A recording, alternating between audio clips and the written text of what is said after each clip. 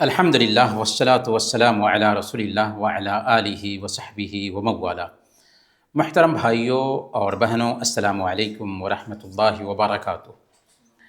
رمضان کا مہینہ ہے، اللہ تعالیٰ کی رحمتیں، اللہ تعالیٰ کی برکتیں اور اللہ تعالیٰ کی مغفرت سے ہم ہمکنار ہو رہے ہیں، اور اللہ تعالیٰ سے دعا بھی ہم کرتے ہیں کہ اللہ تعالیٰ کے لیے ہم نے جو نیکیاں کی ہیں اللہ تعالیٰ انہیں قبول فرمائے اور زیادہ سے زیادہ نیکیاں کرنے کی توفیق عطا فرمائے۔ محترم بھائیوں اور بہنوں، آج رمضان کا 13واں کلاس ہے، اور آج کے کلاس کا جو ٹاپک ہے وہ ہماری زندگی سے ڈائریکٹ لگتا ہوا ٹاپک ہے۔ آج کے زمانے میں سود کی نئی نئی شکلیں۔ انشاءاللہ ہم اس ٹاپک کو اس نظریے سے دیکھیں گے کہ ہماری زندگی میں اگر اس طرح کی کوئی بھی چیز پائی جاتی ہے تو اس سے دوری اختیار کریں اور اپنے آپ کو پاک اور صاف کر لیں۔ میرے بھائیوں، سود کیا ہے؟ سود کو عربی زبان میں ربا کہا جاتا ہے۔ ربا کے معنی ہوتے ہیں بڑھوتری کے۔ سود یا ربا جب ہم بولتے ہیں تو اس کا معنی ہوتا ہے بڑھنا۔ شریعت کی اصطلاح میں ہر بڑھوتری غلط نہیں ہوتی، بلکہ شریعت کی اصطلاح میں جب ہم ربا کہتے ہیں، سود کہتے ہیں، تو اس کی آسان تعریف یہ کی جاتی ہے کہ بغیر کسی محنت، تجارت یا نقصان کے، رسک کے، صرف رقم کے بدلے لی جانے والی اضافی رقم سود ہے۔ یعنی محنت آپ نہیں کریں، تجارت آپ نہیں کریں، نقصان کا خطرہ مول نہ لیں، اور صرف پیسے کے بدلے میں پیسے میں اضافہ ہو، یہ سود ہے۔ گویا کہ اگر آپ کسی کو 100 روپے دیتے ہیں اور واپسی میں 110 روپے لیتے ہیں تو یہ سود ہے۔ اسی طریقے سے اگر ایک ہی جنس کی 2 چیزوں کا تبادلہ ہوتا ہے، جیسے سونا کے بدلے، اور اس میں برابری نہیں ہوتی ہے تو یہ بھی سود ہے۔ اسی طریقے سے آپ نے کوئی سامان ادھار لیا اور ادائیگی کا وقت طے تھا، آپ نے وقت پر ادا نہیں کیا۔ اب دکاندار کہتا ہے کہ اگر آپ 1 مہینہ کی مہلت چاہتے ہیں تو آپ کو 100 روپے کی بجائے 110 روپے دینے ہوں گے، تو یہ بھی سود ہے۔ تو سود کی یہ شکل بنتی ہے۔ آئیے ہم دیکھتے ہیں سود کے بارے میں ہماری شریعت کیا کہتی ہے۔ اللہ تعالیٰ نے سود کو نہ صرف یہ کہ حرام ٹھہرایا ہے، بلکہ اس کو چھوڑنے کا حکم دیتے ہوئے انتہائی سخت لہجہ اختیار کیا اللہ تعالیٰ نے۔ اللہ تعالیٰ نے فرمایا، یا ایھا الذین آمنوا اتقوا اللہ وذروا ما بقی من الربا ان کنتم مؤمنین فإن لم تفعلوا فأذنوا بحرب من اللہ ورسولہ، کہ اے ایمان والو، اللہ سے ڈرو اور سود کا جو حصہ باقی رہ گیا اسے چھوڑ دو۔ اگر تم سود کے اس کاروبار کو نہیں چھوڑتے ہو تو اللہ اور اس کے رسول سے جنگ کے لیے تیار ہو جاؤ۔ کتنی سخت بات کہی ہے اللہ رب العالمین نے کہ اگر تم سودی کاروبار نہیں چھوڑتے ہو تو تمہارے خلاف اللہ اور اس کے رسول کی طرف سے جنگ کا اعلان ہے۔ کون ایسا منحوس انسان ہوگا جو اللہ اور اس کے رسول سے جنگ کے لیے تیار ہوگا؟ اسی لیے قرآن کریم میں سود کے بارے میں جتنی سخت وعید آئی ہے، ایسی وعید کسی بھی جرم کے بارے میں اللہ تعالیٰ نے نہیں بتایا، کیونکہ سود کی خطرناکی بہت زیادہ ہے۔ سود کو اللہ کے نبی صلی اللہ علیہ وسلم نے کس نظر سے دیکھا ہے؟ سب سے پہلے صحیح بخاری اور صحیح مسلم کی روایت ہے، اللہ کے نبی صلی اللہ علیہ وسلم نے بیان فرمایا، اجتنبوا السبع الموبقات، 7 ہلاک کرنے والی چیزوں سے بچو، اور 7 ہلاک کرنے والی چیزوں میں سے ایک چیز بتایا، وَأَكْلُ الرِّبَا، سود کھانا۔ گویا کہ سود کھانا یہ ہلاک کرنے والی چیز ہے، دنیا میں بھی ہلاک کرتی ہے اور مرنے کے بعد بھی ہلاکت سے دوچار کرنے والی چیز ہے۔ دوسرے نمبر پر سود کھانے والے پر لعنت ہے۔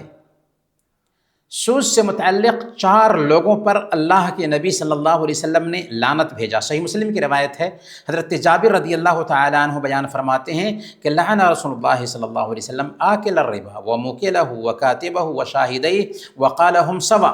اللہ کے نبی صلی اللہ علیہ وسلم نے سود کھانے والے، سود کھلانے والے، سود کی رجسٹر کو تیار کرنے والے اور سود کے گواہوں پر لعنت بھیجا اور کہا کہ وہ سب کے سب گناہ میں برابر ہے۔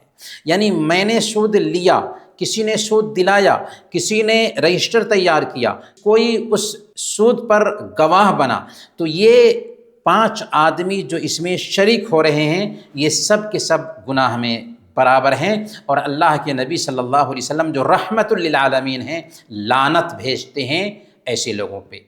بلکہ مستدرک حاکم کی روایت ہے، اللہ کے نبی صلی اللہ علیہ وسلم نے بیان فرمایا الربا 73 بابا ایسرہ مثل ان ینکح الرجل امہ۔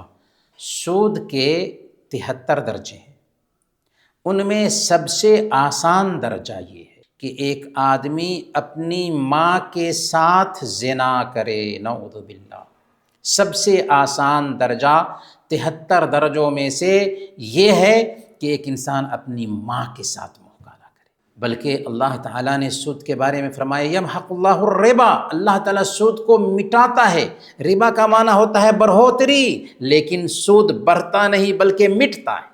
سود مٹتا ہے، ظاہر میں لگتا ہے کہ پیسے آ رہے ہیں لیکن پیسے آتے نہیں، پیسے جاتے ہیں اور ہمیں احساس بھی نہیں ہوتا۔ پریشانی آ گئی، آفت آ گئی، مصیبت آ گئی، ادھر کا مسئلہ ادھر کا مسئلہ، یہاں تک کہ سارے پیسے ختم ہو گئے۔ یہ دراصل اللہ کا عذاب ہے جو سود کی وجہ سے ہمارے گھروں میں آتا ہے۔ اخروی عذاب کیا ہے؟ اللہ کے نبی صلی اللہ علیہ وسلم نے صحیح بخاری اور صحیح مسلم کی روایت کے مطابق بیان فرمایا کہ 2 لوگ ہمارے پاس آئے، خواب کا یہ واقعہ ہے، ہمیں ایک جگہ پر لے کر کے گئے، یہاں تک کہ ہم ایک ایسی جگہ پر پہنچے جہاں پر ایک خون کی ندی ہے، اس میں ایک آدمی تیر رہا ہے اور اس کے سامنے میں ایک آدمی پتھر لیے ہوئے کھڑا ہے۔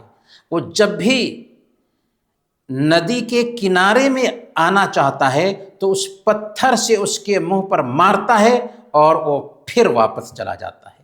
اللہ کے نبی صلی اللہ علیہ وسلم نے جب پوچھا جبریل امین سے کہ یہ کون لوگ ہیں کہ جن کو خون کے نہر میں غوطہ دیا جا رہا ہے اور جب وہ نکلنا چاہتے ہیں تو ان کے منہ میں پتھر مارا جاتا ہے اور پھر وہ اندر چلے جاتے ہیں، تو جبریل امین نے کہا کہ یہ سود خور ہیں۔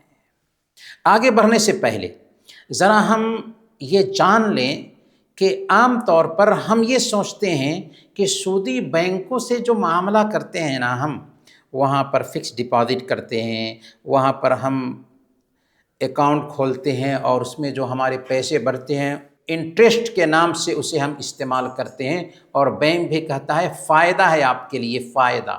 یہ فائدہ نہیں ہے، یہ نقصان ہے۔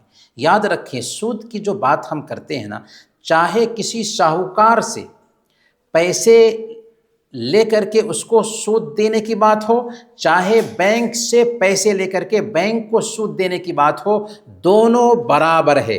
اور چاہے کسی بھی ملک میں بینک سے سودی لین دین کیا جائے، سود سود ہے، سود حرام ہے، ماں کے ساتھ زنا کرنے سے بھی زیادہ سخت ہے۔ میرے بھائیو، اسی لیے اللہ والے سودی لین دین کے بارے میں بہت ہی سخت رویہ اختیار کرتے تھے۔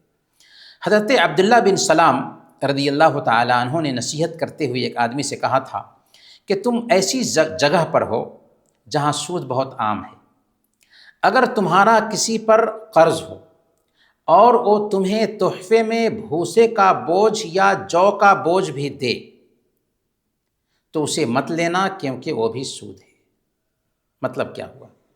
مطلب یہ ہے کہ آپ نے کسی کو قرض دیا، اب قرض لینے والا آپ کا کچھ کام کر دیتا ہے، یا اپنی گاڑی پر آپ کو گھماتا ہے، یا آپ کو چائے پلاتا ہے، تو یہ سارا کا سارا جو معاملہ ہے یہ سودی سسٹم میں داخل ہو جائے گا۔ کیوں سودی سسٹم میں داخل ہو جائے گا؟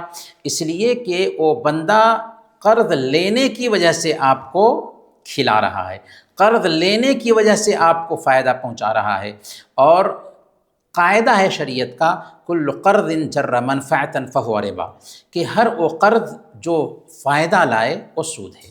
میرے بھائیو، سود کی خطرناکی اتنی زیادہ سخت ہے کہ امام مالک رحمۃ اللہ علیہ فرماتے ہیں انی تصفحت کتاب اللہ و سنت نبیہ فلم ار شیئا اشر من الربا، میں نے اللہ کی کتاب اور اس کے نبی کی سنت کا گہرائی سے مطالعہ کیا تو مجھے سود سے برا کوئی بھی گناہ نظر نہیں آیا۔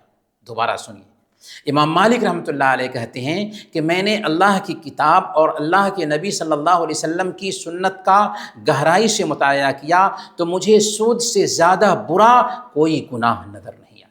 اس سے پتہ یہ چلتا ہے کہ یہ جو ٹاپک آج ہم نے اختیار کیا ہے نہایت ہی اہم ٹاپک ہے اور اس کو سمجھنا چاہیے۔ حضرت عبداللہ بن مسعود رضی اللہ تعالی عنہ فرماتے ہیں کنا ندع 9 اعشار الحلال مخافۃ الربا، کہ ہم سود کے ڈر سے حلال چیزوں کے بھی 10 میں 9 حصے کو چھوڑ دیا کرتے تھے، اس ڈر سے کہ ایسا نہ ہو کہ سود میں داخل ہو جائیں۔ اسی لیے اللہ والے علم کے بغیر ویاپار کرنے سے منع کرتے تھے۔ ایک تاجر ہے، ایک کاروبار کرنے والا ہے، پہلے وہ علم حاصل کرے، اس کے بعد کاروبار شروع کرے۔ حضرت علی رضی اللہ تعالیٰ عنہ بیان فرماتے ہیں من اتجر قبل ان يتفقه فی الدین فقد ارتطم فی الربا ثم ارتطم، جو آدمی دین کا علم حاصل کرنے سے پہلے کاروبار کرتا ہے وہ سود میں بار بار ڈوبتا ہے، بار بار ڈوبتا ہے، بار بار ڈوبتا ہے۔ تو علم حاصل کرنے کے بعد ہی کاروبار شروع کرنا چاہیے۔ حضرت عمر فاروق رضی اللہ تعالیٰ عنہ کہا کرتے تھے لا یبیعن فی اسواقنا هذه قوم لم يتفقهوا فی الدین، ہمارے بازاروں میں وہ لوگ سامان نہ بیچیں جو دین کی سمجھ نہیں رکھتے۔ اس سے اندازہ لگائیں کہ سود کی خطرناکی کتنی سخت ہے میرے بھائیوں، اس لیے سود کی شکل کو سمجھنا بہت ضروری ہے۔ اللہ کے نبی صلی اللہ علیہ وسلم نے صحیح مسلم کی روایت کے مطابق بیان فرمایا، حضرت عبادہ بن صامت رضی اللہ تعالی عنہ کی یہ حدیث ہے الذهب بالذهب والفضة بالفضة، سونا سونا کے بدلے اگر بیچا جائے، چاندی چاندی کے بدلے اگر بیچا جائے، والبر بالبر، گیہوں گیہوں کے بدلے، والشعیر بالشعیر، اور جو کے بدلے، والتمر بالتمر، کھجور کھجور کے بدلے، والملح بالملح، اور نمک نمک کے بدلے، تو یہ برابر برابر ہونا چاہیے، ہاتھوں ہاتھ ہونا چاہیے۔ اگر اس کی قسمیں بدل جاتی ہیں تو جیسے چاہو تم بیچو، اگر ہاتھوں ہاتھ ہے تو۔ اگر کوئی آدمی روپیہ چینج کرتا ہے روپیہ کے بدلے تو برابر برابر ہونا چاہیے۔ اگر کوئی آدمی سونا چینج کرتا ہے سونا کے بدلے تو برابر برابر ہونا چاہیے۔ لیکن اگر کوئی آدمی سونا چینج کرتا ہے چاندی سے تو برابر برابر ہونا شرط نہیں ہے، لیکن ہاتھوں ہاتھ ہونا چاہیے۔ اگر کوئی آدمی پیسے سے خریدتا ہے اناج یا چاول تو برابر برابر ہونا بھی شرط نہیں، اور اسی وقت ادا کرنا ہاتھوں ہاتھ دینا بھی شرط نہیں۔ تو 3 شکل بنتی ہے اس کی، اس میں سے تینوں شکلوں کو ہمیں سمجھنا ہے، لیکن ہم اصول کے بجائے پوائنٹ کی بات ہم جان لیتے ہیں تاکہ پوائنٹ کی بات ذہن میں بیٹھی رہ سکے۔ صحیح بخاری اور صحیح مسلم کی روایت ہے، حضرت بلال رضی اللہ تعالیٰ عنہ ایک دن اللہ کے نبی صلی اللہ علیہ وسلم کے پاس برنی کھجوریں لے کر کے آئے، تو اللہ کے نبی صلی اللہ علیہ وسلم نے کہا کہ یہ کہاں سے لے کر آئے ہو؟ تو بلال رضی اللہ تعالیٰ عنہ نے کہا کہ ہمارے پاس گھٹیا کھجوریں تھیں، ہم نے 2 سا گھٹیا کھجور کے بدلے 1 سا اچھی کھجوریں خریدا ہے۔ اللہ کے نبی صلی اللہ علیہ وسلم نے کہا اوہ عین الربا، عین الربا، اوہو یہ تو سراسر سود ہے، آئندہ ایسا مت کرنا۔ جب تمہیں ضرورت ہو ایسا کرنے کی تو اپنی کھجور کو بیچ دو، پیسے لے لو اور پھر اس سے الگ سے کھجور خرید لو، تو یہ جائز ہے۔ آج کے زمانے میں سود کی جو ایک شکل بنتی ہے کہ قرض پر سود۔ مثال کے طور پر اگر کسی انسان نے پیسے لیا تھا، پیسہ لینے کے بعد ادائیگی کی تاریخ طے کی گئی تھی 2 مہینے میں آپ کو ادا کر دینا ہے، 2 مہینہ آ گیا وہ ادا نہیں کر پایا، تو اب پیسہ دینے والا کیا کہتا ہے؟ پیسہ دینے والا کہتا ہے کہ ایسا کریں کہ آپ کو دینا تھا 200 روپے، تو آپ 250 روپے دے دیجئے اور 6 مہینے میں ادا کیجیے، یا 220 روپے دے دیجئے اور 6 مہینے میں ادا کیجیے۔ تو 50 روپے یا 20 روپے کا جو اضافہ ہے، اس اضافہ کو سود کہا جاتا ہے۔ اگر ایک آدمی 5000 قرض لیتا ہے اور مدت 1 مہینہ کی پوری ہونے کے بعد اس کے اوپر 500 روپیہ بڑھا دیا جاتا ہے، تو ظاہر سی بات ہے کہ 500 روپیہ جو بڑھا دیا گیا یہ سود ہے، لیکن کسی نے 5000 قرض لیا تھا اور 1 مہینے کی ادائیگی تھی اور مدت پوری ہو گئی، اب ادا نہیں کر پا رہا ہے، تو وہاں پر ہماری شریعت یہ کہتی ہے کہ ذرا مدت بڑھا دیں، اس میں ہمیں اجر ملے گا۔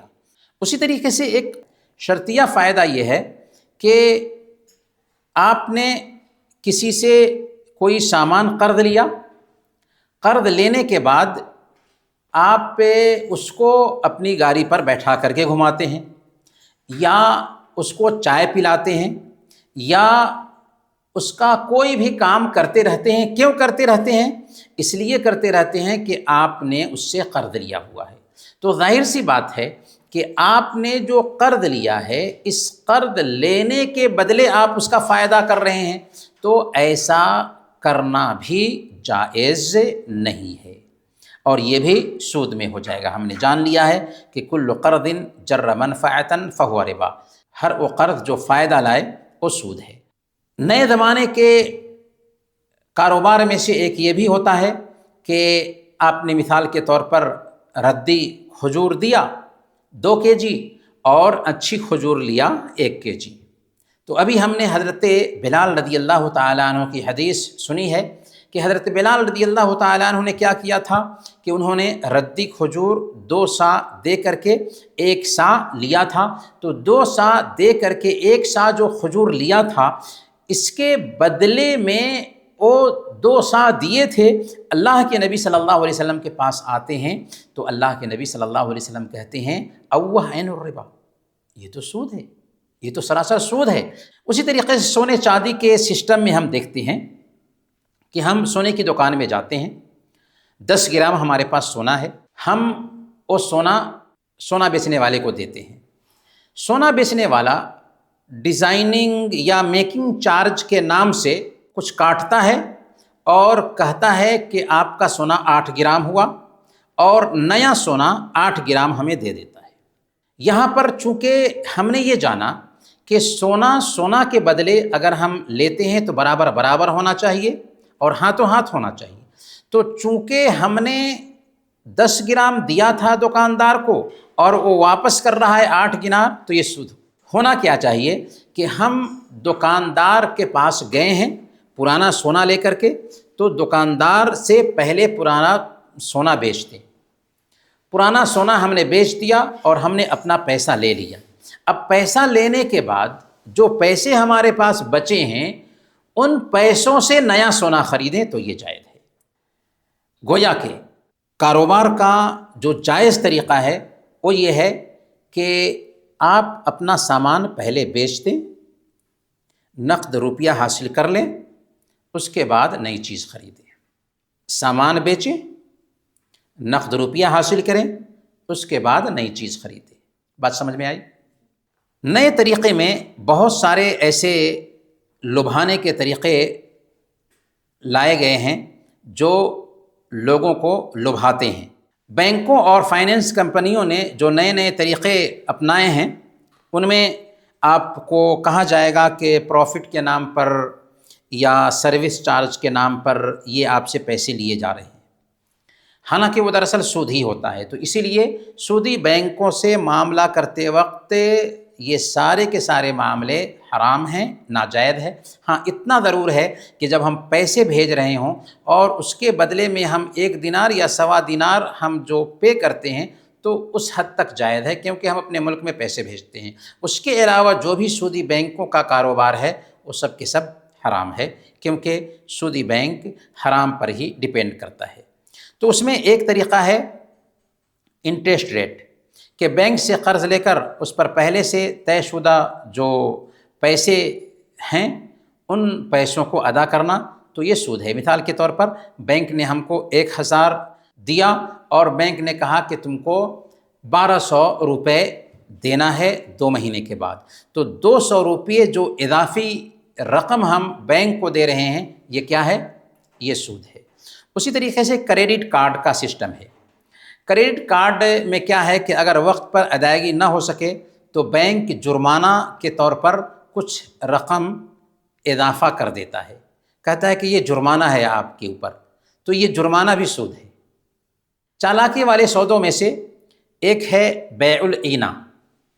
بیع العینہ کیا ہے کہ کوئی سامان 1,02,000 میں ہے، وہ سامان ہم ادھار خرید لیتے ہیں کسی دکاندار سے، اور اسی دکاندار سے 1,00,000 میں نقد میں بیچ دیتے ہیں، اور وہ دکاندار 1,00,000 ہمیں دے دیتا ہے، اور ہمیں دکاندار کو پے کرنا ہوتا ہے انسٹالمنٹ پہ کتنا؟ 1,02,000۔ تو 2,000 جو روپے اس طریقے سے ہم نے حاصل کیا، یہ بیع العینہ ہے۔ البتہ جائز جو طریقہ ہے، جائز طریقہ کیا ہے؟ تورق کا طریقہ جائز ہے۔ تورق کا طریقہ کیا ہے؟ جائز شکل کیا ہے؟ پیسے کی ضرورت ہے، ہم انسٹالمنٹ پہ کوئی سامان خریدتے ہیں، مثال کے طور پر 50,000 میں کوئی سامان خریدا، اور پھر وہی سامان لے کر جاتے ہیں کسی دوسرے آدمی سے بیچ دیتے ہیں، تو دوسرے آدمی سے بیچ دینے کی وجہ سے ہمارے لیے جائز ہے کہ ہم اس پیسے کو استعمال کر لیں، کیونکہ کوئی قرض ہم کو دینے والا نہیں۔ اس کو ہم یوں سمجھیں کہ ہم نے موبائل خریدا 55 دینار میں، اور پھر کسی دوسرے سے 50 دینار میں بیچ دیا، اور ضرورت اپنی پوری کر لی، اور آپ کو 55 دینار قسطوں پہ پے کرتے رہیں، تو یہ جائز ہے۔ برکیف سود کی جو خطرناک شکل ہے، اس شکل سے ہمیں بچنا چاہیے۔ ہمیں چاہیے کہ سود کا علم حاصل کریں، لوگوں سے پوچھیں، اس بارے میں جانکاری حاصل کریں، اور سود میں کسی دوسرے کے مددگار نہ بنیں۔ اسی طریقے سے سودی بینکوں سے دوری اختیار کریں، کوشش کریں کہ اگر ہمارے اکاؤنٹ میں پیسے آتے ہیں تو جو پروفٹ آیا ہے اس کو کسی دوسرے کے حوالے کر دیں، اور اس پروفٹ کو ہم استعمال نہ کریں، کیونکہ اس پروفٹ کو استعمال کرنا ہمارے لیے جائز نہیں ہے۔ اسی طریقے سے سچی توبہ کریں کہ آئندہ ہم ایسا نہیں کریں گے، اور حلال سرمایہ کاری کریں۔ ہم پارٹنرشپ میں کوئی کام کر سکتے ہیں، ہم زمین اور جائیداد خرید سکتے ہیں، اور حلال طریقے سے ہم پیسہ کما سکتے ہیں۔ حرام طریقے سے پیسہ کمانے سے بہرحال بچیں۔ یاد رکھیں سود کے بہت زیادہ نقصانات ہیں، اس کا سماج پر اثر ہوتا ہے، ہو سکتا ہے کہ عذاب کی شکل میں ہمارے گھر میں اس کا نقصان دکھائی دے۔ اسی طریقے سے اس کی وجہ سے اکنامی تباہ ہوتی ہے، اس کی وجہ سے انسانیت کا خاتمہ ہوتا ہے۔ ایک یہودی نے قرض لینے والے کے ران سے اس کا گوشت کاٹ لیا تھا۔ کیوں کاٹ لیا تھا؟ اس لیے کہ اس نے وقت پر قرض کی ادائیگی نہیں کی تھی۔ تو اس کے اندر واقعی انسانیت کا خاتمہ ہے، لہذا سود سے ہمیں بچنا چاہیے۔ سود لینا اللہ اور اس کے رسول سے جنگ کرنا بھی ہے، اور اس کی وجہ سے ہماری دعائیں بھی قبول نہیں ہوتی بلکہ برکت بھی جاتی ہے، اور آخرت میں انجام بھی کیا ہے کہ کل قیامت کے دن جب سود خور آئے گا تو ایسے اٹھے گا جیسے شیطان نے اس کو چھو کر کے پاگل بنا دیا ہو۔ اور ابھی ہم نے صحیح بخاری کی حدیث بھی سنی ہے کہ سود کھانے والا ندی میں تیر رہا ہے اور اس کے سامنے میں ایک آدمی ہے جس کے ہاتھ میں پتھر ہے، وہ جب کنارے آنا چاہتا ہے تو پتھر سے مار کر کے اس کو ندی میں کر دیتا ہے۔ تو یہ جو وعید ہے، اس وعید کو اگر ہم سامنے رکھیں گے تو سودی کاروبار سے ہم بچ سکیں گے۔ اللہ تعالیٰ سے دعا ہے کہ اللہ تعالیٰ ہم سب کو ہر طرح کے سود سے بچائے۔ آمین۔ وصلی اللہ علی نبینا محمد وعلی آلہ وصحبہ اجمعین۔